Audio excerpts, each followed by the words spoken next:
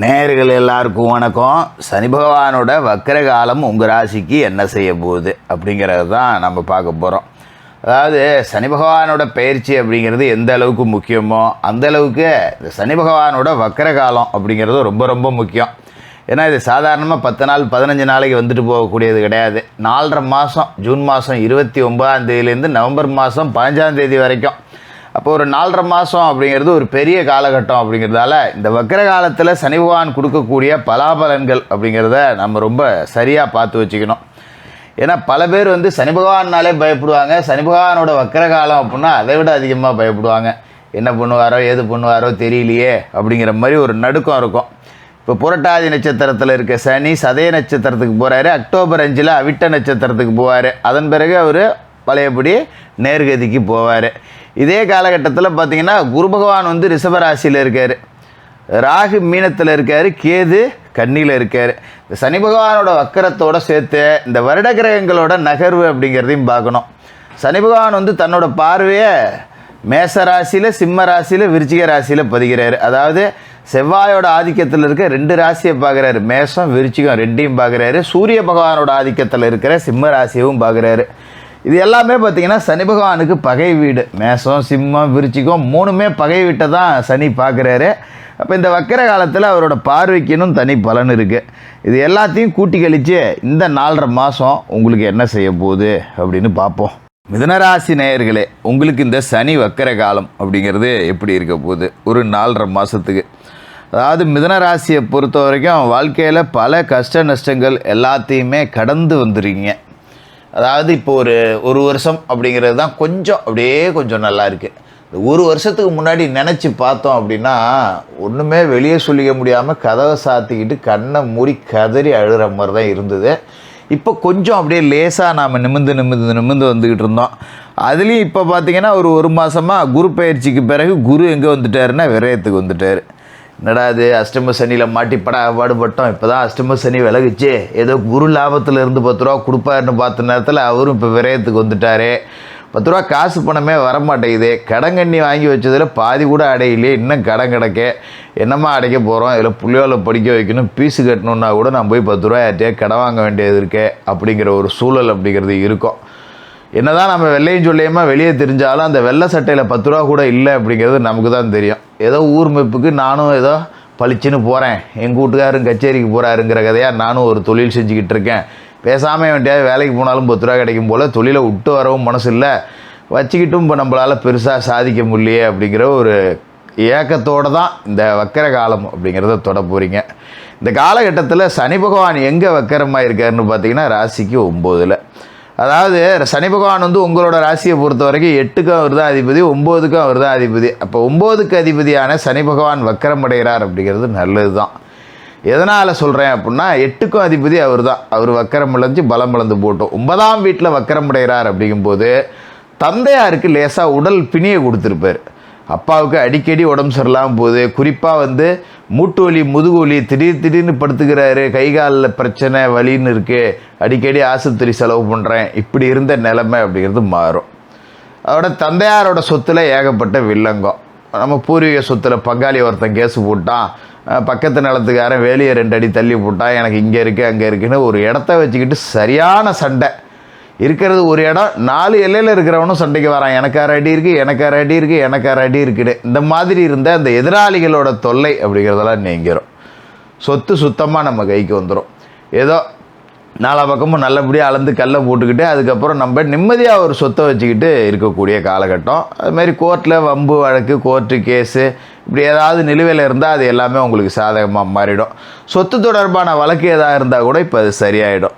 கடந்த காலகட்டத்தில் தோற்று போயிருந்தீங்க, ஒரு சொத்தை இழந்து போயிட்டீங்கன்னா கூட இப்போ அதை எடுத்துகிட்டு போய் மேல்முறையீடு செய்யலாம், வெற்றி கிடைக்கக்கூடிய வாய்ப்புகள் பரிபூர்ணமாக இருக்குது. அது மாதிரி தந்தை வழி உறவுகள் பிரிஞ்சு போனவங்க எல்லாம் ஒன்று சேருவாங்க. ஒரு பங்காளிங்க, இல்லை சித்தப்பா, பெரியப்பா, அத்தை, இந்த வகையில் ஏதாவது பிரிவு இருக்கும். கடந்த காலகட்டத்தில் சொத்து தரல, கல்யாணத்துக்கு என்ன கூப்பிடல, பத்திரிக்கையில் பேர் போடல, இப்படி ஏதாவது சண்டை சச்சரவு இருந்ததால் அதெல்லாம் இப்போல்லாம் ஒன்று கூடும். அதுமாரி பங்காளிங்க வகையில் கேஸ் இருந்தால் கூட சரி உடுப்போம், நமக்குள்ளே ஆள் கொஞ்சமாக நிறைய, எதுக்கு நம்ம கேஸை போட்டுக்கிட்டு வக்கீலுக்கு செலவு பண்ணிக்கிட்டு கோர்ட்டுக்கு செலவு பண்ணிக்கிட்டு அப்படின்னு ஒரு உடன்பாடுக்கு வந்துடுவாங்க. சரி போ கேஸை வாபஸ் வாங்கிக்கோ, 2 பேரும் பேசி தீர்த்துக்குவோம் அப்படிங்கிற மாதிரி ஒரு யோக அமைப்பு அப்படிங்கிறது இந்த காலகட்டத்தில் ரொம்ப நல்லாவே இருக்கும்.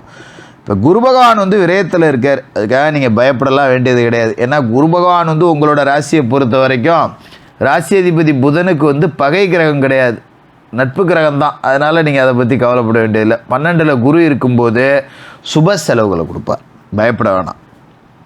அதாவது வீடு கட்டலாம், திருமணமாகாதவர்களுக்கு திருமணம் செய்யலாம், குலதெய்வத்துக்கு ஏதாவது நேர்த்தி கடன் இருந்தால் செய்யலாம், பிள்ளைகளுக்கு சுப சடங்குகள் நடக்கும், இந்த மாதிரியான சுப செலவுகள் அப்படிங்கிறது வரும். சில பேருக்கு மண்ணு வாங்கி போடக்கூடிய யோகம் கூட இருக்குது. அதனால் நீங்கள் அதை பற்றி கவலைப்பட வேண்டியதில்லை. இப்போ ராகு 10ல் இருக்கார் பார்த்தீங்களா, உங்களோட ராசியை பொறுத்த வரைக்கும் 10ஆம் இடத்துல ராகு இருக்கிறது அப்படிங்கிறது நல்லது தான். ஏன்னா 10ல் ஒரு பாவி இருக்கணும் அப்படிங்கிறது ஜோதிட சாஸ்திரம் சொல்லக்கூடிய விதி. அப்படிப்பட்ட பாவியான ராகு, விஷப்பாம்பு, இருக்கிறதுலேயே பெரிய பாவி அவர் தான். அப்போ 10ல் ஒரு பாவி இருக்கும்போது பெரிய பாவி அந்த இடத்துல உட்காந்துருக்காருங்கிறது உங்களுக்கு நல்லது தான். தொழில் ஒரு 10 ரூபா இதுக்கு மேலே விருத்தியம்சம் ஆகும். ஏதோ தொழில்னு ஒன்று வச்சுருக்கேன், சம்பளம் கிடைக்கிற அளவு கூட ஒன்றும் வருமானம் இல்லை, ஏதோ ஓடிக்கிட்டு இருக்கு அப்படிங்கிற நிலைமையில் இருந்தவங்களுக்கு ஒரு வியாபாரத்தில் அடுத்த கட்டத்துக்கு போகலாம். சரி இதை மாற்றி இதை செஞ்சு பார்ப்போம் அப்படின்னு சின்ன சின்ன யோசனைகள், சின்ன சின்ன மாற்றம் இதெல்லாம் செஞ்சுக்கிட்டிங்கனாலே தொழில் வந்து திடீர்னு மேலே வர்றது நீங்கள் கண்கூடாக இந்த வக்கர காலகட்டத்திலே பார்த்துடலாம். இந்த 4.5 மாதத்து காலத்தில் இது முடியும் போது பார்த்திங்கன்னா என்கிட்ட ஒரு நிரந்தர தொழில் இருக்குது, நல்ல தொழில் இருக்குது, அதில் 10 ரூபா என்கிட்ட நிம்மதியான வருமானம் இருக்குது, எனக்கு இது போதும் கடவுளே அப்படிங்கிற ஒரு மன நிறைவை உங்களுக்கு கொடுத்துரும். குரு பகவானோட பார்வை அப்படிங்கிறது பார்த்திங்கன்னா ராசிக்கு 4, 6, 8 இந்த 3 வீட்லேயும் உழுது. சனி பகவானோட பார்வை 11, 3, 8, அதாவது 8ஆவது வீட்டில் குரு பார்வையும் இருக்குது, சனி பார்வையும் இருக்குது. இப்போ குரு பகவானோட பார்வை அப்படிங்கிறது ராசிக்கு 4ஆவது வீடாக இருக்கக்கூடிய கன்னி ராசியில் உழுவுது. அதாவது கண்ணியில் தான் கேது இருக்கார், தாயாருக்கு உடல் ஆரோக்கிய பிரச்சனையை கொடுத்துக்கிட்டு இருந்திருப்பார் கேது அங்கே இருந்துக்கிட்டு, அது இப்போ சரியாயிடும், கவலைப்பட வேண்டியதில்லை. தந்தையாருக்கு அதுமாரி சனி கொடுத்துக்கிட்டு இருந்த பிரச்சனை சரியாயிடும். அப்போ தாய் தந்தையர் நிம்மதியாக இருக்காங்கன்னா நமக்கு மன நிறைவு தான். அதுமாதிரி குரு பகவானோட பார்வைங்கிறது ராசிக்கு 6ல் உழுது. 6 அப்படிங்கிறது கடன், நோய், பகை, எதிரிகளை குறிக்கக்கூடிய இடம். இந்த இடத்துல குரு பார்வை விழுவுது அப்படிங்கும்போது கடங்கண்ணி அடைச்சி விடலாம்.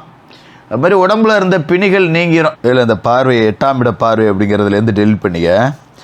அதாவது குருவோட பார்வை அப்படிங்கிறது ராசிக்கு 6ஆவது வீட்டில் உழுது. ராசிக்கு 6ஆவது வீடுங்கிறது விருச்சிக ராசி.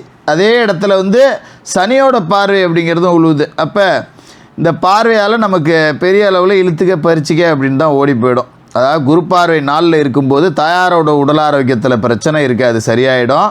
விருச்சிக ராசி 6ஆவது வீட்டில் விழுவும்போது கடன், நோய், பகை, எதிரிகள் எல்லாம் வீழுவாங்க. அதே நேரத்தில் சனியும் அந்த இடத்த பார்க்குறாருங்கும்போது சனியும் அதை எல்லாத்தையும் அடித்து உடச்சிடுவார், கவலைப்பட வேண்டியதில்லை.